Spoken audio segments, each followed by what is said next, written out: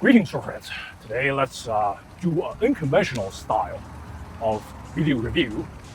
At least for me personally, I'm gonna do a one-take review of these two new blades, designed by Brother Nathaniel, aka the Limitless, made by Great Gurkha Khukuri, founded by Purna Darnal, who tragically passed away last June.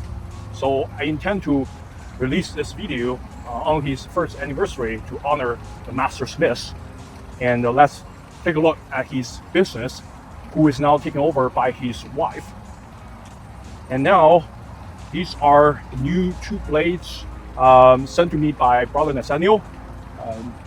Per his new design, actually he sent it to me last winter, while the first designs after Purna's passing. If you don't know that already, Purna has implemented hundreds of custom designs by different customers commissioned. Among those, dozens by Brother Nathaniel. Everything from long swords, Renaissance swords, arming swords, to fantasy weaponry, such as guitar or arsenal weaponries. Mostly just blades, but also warhammers, throwing weapons as well. And after his untimely passing in a car accident last June, he basically left behind his business to his widow and kids. And as far as I can see, they have been doing really well, picking up where he left off. And his employees, under Purna's supervision, has gained a lot of insights on how to forge functional weaponry, well, especially short blades like khukuris and daggers.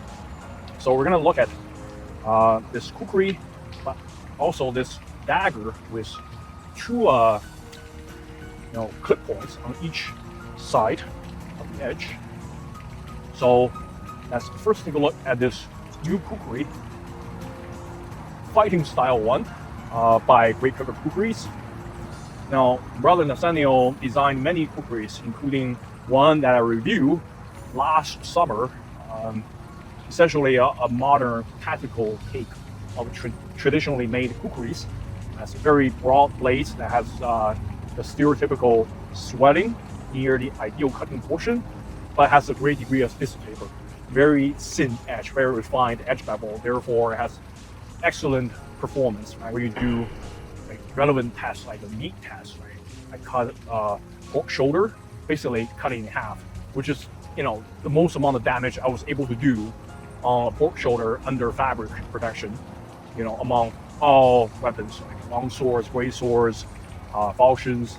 This one did the most amount of damage, right? It's very optimized for that, even though the edge is very refined, prone to damage. I talk about that quite a bit in previous videos.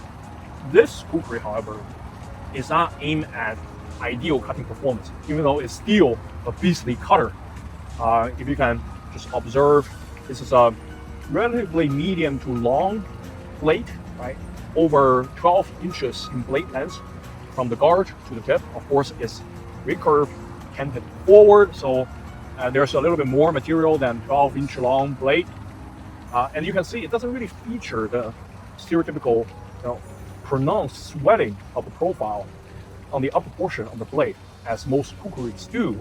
But this is a more fighting style kukuri, right, rather than a hybrid between a tool and a weapon. So being lively and quick is his first mending, right? And this is very lightweight, 15.5 ounces, so less than a pound, 444 grams. For the size, it's quite nimble. You can see it has a full width exposed end, so that adds some weight to the hilt. Also with this guard, so that has a little bit more mass than the traditional kukri in the hilt, and make it very nimble. And place a point of balance at 2 inches from the guard. You can look at the distal taper. It starts at 7.5 millimeters, which is quite thick for a knife, even for this size. That's at the spot, at the base. And it tapers down to 5.8 millimeters at midpoint, where it starts to have this sudden transition of the direction of the spine, which is found on many kukuris, even though it's not really a defining feature. It can be a uniform curvature in the spine. And then from there, it has a more dramatic distal taper down to a little bit more than 2 millimeters and 1 inch from the tip. You can see that without the very pronounced profile taper, upward profile taper, the swelling of the blade, and this very, dramatic distal taper, it's very nimble, right, for this lens, over 30 centimeters long, and the blade profile, the cross section, also has a lot of sophisticated feature. You can see that from this point on, it's a primary bevel, almost the center line of the blade, and between this line and the spine, it's not really a flat, right? Not a flat surface, right? It has some concave geometry. Of course, it has a circle and a cross brass inlay on the blade that adds some, air of sophistication. Very typical for Brother Nathaniel's designs.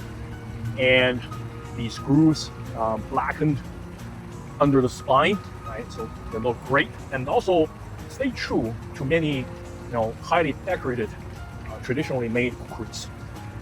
And you can see it has this notch, right, for kukri, but it has Brother Nathaniel's tape of a cross, right?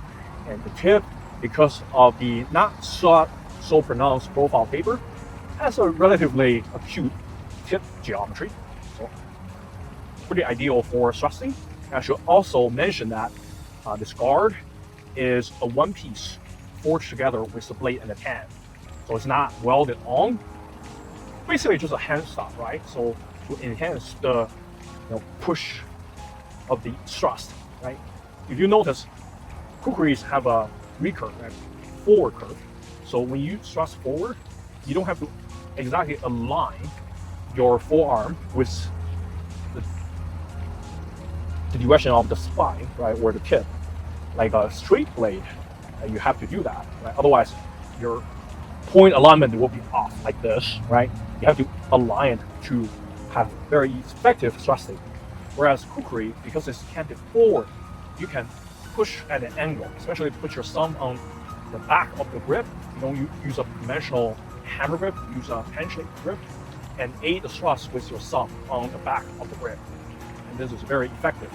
So, very enjoyable feature. And this tip geometry aids that. Okay?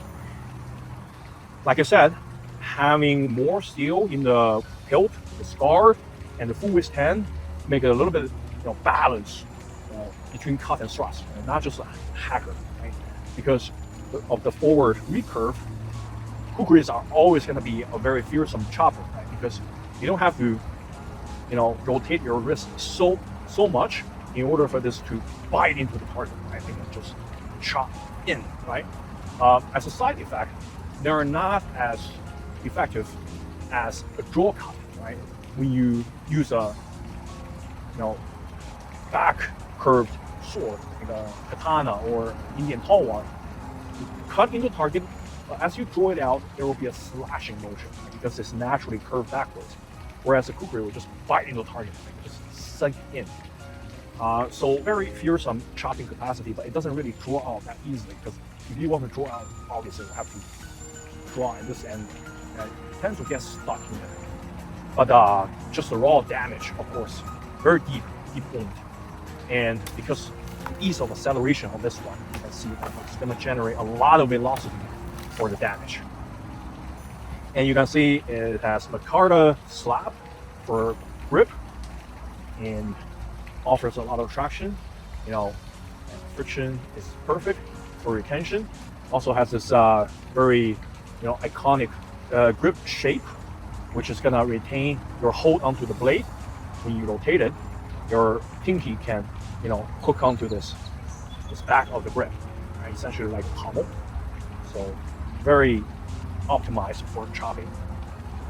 Also, it has copper pins. It's ground flush with the grip. The shape is not perfectly circular, but it's fine. It has a handmade appeal to it. So this kukri really shines. one of my favorite, large knife. Basically between a short sword and scabbard is typical Great Gurkha Khukuris quality and style. Thick cow leather, but it doesn't have the typical, snake skin texture on Purna sword. Just very flat, very smooth.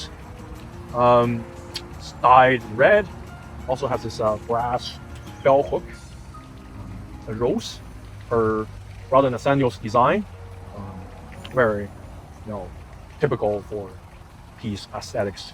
So I enjoy this scabbard. Very effective. Has a very thick belt loop.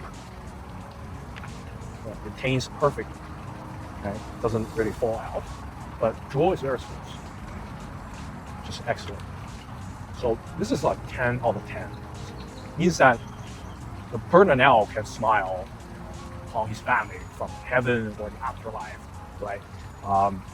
So you can just rest assured this kukri or any other kukri's quality will be on par with what they provided before Purna's passing, right?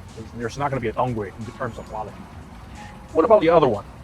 It's kind of like a trench dagger. It's a little bit shorter than the kukri. 10 and 3/4 inch long blade. Has this very interesting, double leaf shape. Right? You have 2 clip points essentially on each edge, double edged, and so it's like a dagger blade, but quite wide, right?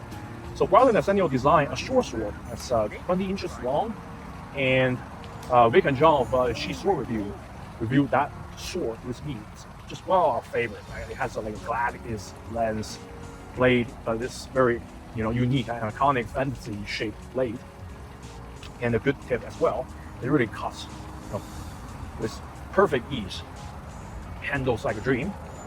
And rather than Nathaniel essentially adopted that blade design, but put it on a dagger hilt for a shorter length. And overall, this is hair over 1 pound. I think it's 460 grams because of the added component in the hilt. Obviously, you can see there's a sidebar, there's a D-guard, so that adds a little bit of weight. But otherwise, it's about the same mass as the Kukri. Also pretty fast.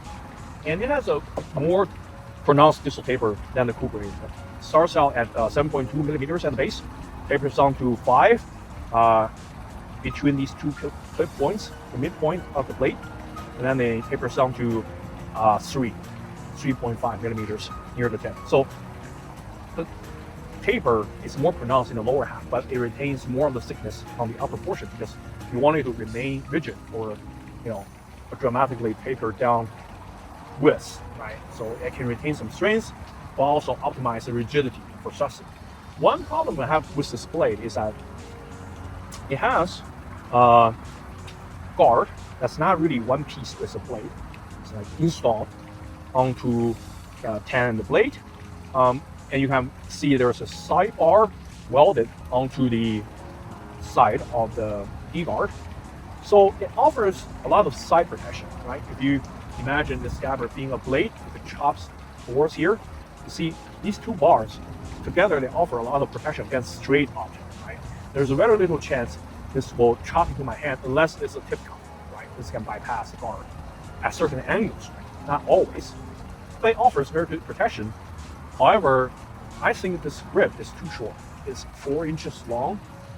It's okay for a dagger, right? Dagger length blade, but if you add this, you're going to constrain your hand a little bit too much for this length, because daggers have very short grip, because you don't need to hold on to the grip with your entire hand, right? Part of the hand can stick out, right, back of the palm. Therefore, if you have a very short grip, but you have these very protective yet constrictive elements, right, enveloping your hand from different directions, you're going to run into problems, right? See, now I cannot really rotate. Whereas here, without this sidebar getting in the way, I can rotate this blade pretty well, right? Perfectly aligned with my forearm, right, for thrusting. It's especially you see the contour in the grip for you to place your thumb in this. It's perfect. However, if you hold it with your main hand, then it protects outside of your hand, which is correct. But now you can't really rotate it much, right? You can still rotate a little bit. You can rotate your hand. You can rotate this blade slightly, like a 30 degrees. But then it comes at a 60-degree angle with your forearm, and you can never really do a straight thrust. You have to do like a side stab. So I think that's a problem. One way to solve this is to make the grip 5 inches long. Now you have enough, space for your hand to rest this. Or get rid of the sidebar. If you want more protection, you can have like 3 bars like in front, but offer some side protection. Because the blade is always going to come in at an angle, so having something in the front will prevent the blade from reaching your hand, right? But overall, it's quite a fun blade, right? Like you can hold it with your offhand, so you can generate a lot of even short wind, right? With such a short length of a blade. The edge geometry is fine, but it's not as good of a cutter as the Kukri, obviously, because of the difficulty using it with full rotation. But even with this configuration, you can just take a saw, remove the sidebar, and it's going to be perfectly fine. The D-guard still offers protection. Without it, you can very easily getting chopped, right, in the hand, right, by an incoming cut. But with the D-guard, now you're afforded with a lot of protection, from different angles, right? It wouldn't reach your hand easily. So it's useful, but I'm just advocating for a rethought, version of this grip, either longer or the front have the side protection rather than just on the side. And this is interesting, right? Because you have a lot of European swords with side bars or, like a sail guard, like those Sinclair hilt swords, but those have longer grips, right? They're not this tight in the grip space. So if you want that, definitely lengthen the grip space. You can even have like a sail guard. It's not going to be a problem, right? Very interesting dagger. And I think same style scabbard fits perfectly, wouldn't fall out, draws very well, has this rose belt loop, hanger. So excellent design and implementation. I think if you are hesitating whether to order from Great Gurkha Khukuri, again, do not ever doubt their ability to make good swords or knives, even just custom commissions. Give them a shot, and you won't regret it. And thank you, Brother Nathaniel, for keep sending me these blades in my trust. I still have your whip to and Throwing Crusader's Cross to review, and I really appreciate the gesture. Okay? If you enjoy this video, find a value or entertainment, and you want me to do this style of review more, give it a thumb up and subscribe if you haven't.